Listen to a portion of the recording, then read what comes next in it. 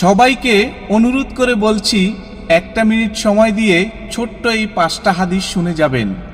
Like share করতে হবে না। 1 নম্বর হচ্ছে, রাসূল সাল্লাল্লাহু আলাইহি ওয়াসাল্লাম বলেন, আমার প্রত্যেকটা কথা অন্যের মাঝে পৌঁছে দাও, তা যদি একটি আয়াত হয়।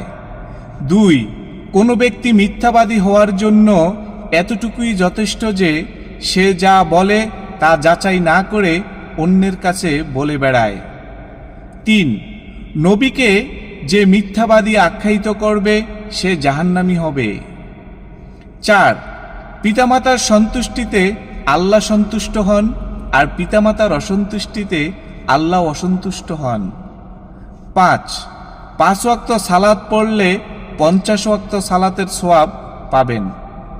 আপনার 1 মিনিট সময় নষ্ট করার জন্য আমি আন্তরিকভাবে দুঃখিত।